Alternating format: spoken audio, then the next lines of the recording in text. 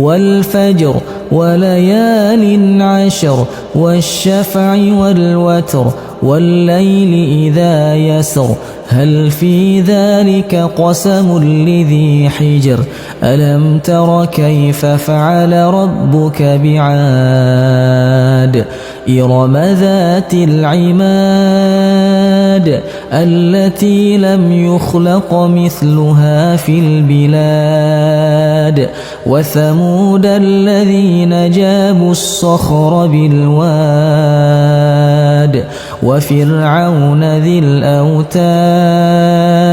الذين طغوا في البلاد فأكثروا فيها الفساد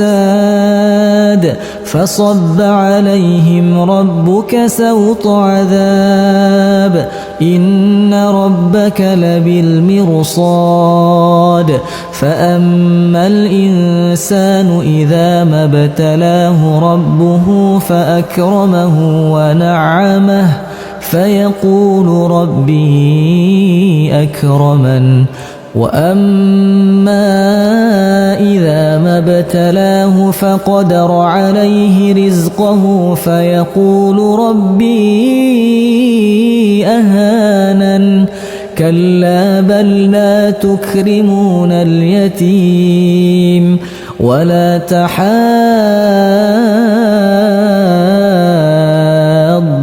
على طعام المسكين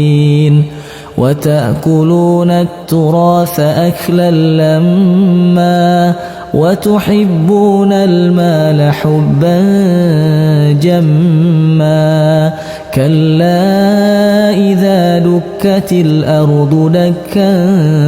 دكا وجاء ربك والملك صفا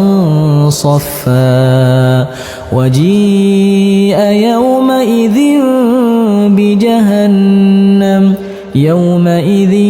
يتذكر الإنسان وأنى له الذكرى يقول يا ليتني قدمت لحياتي فيومئذ لا يعذب عذابه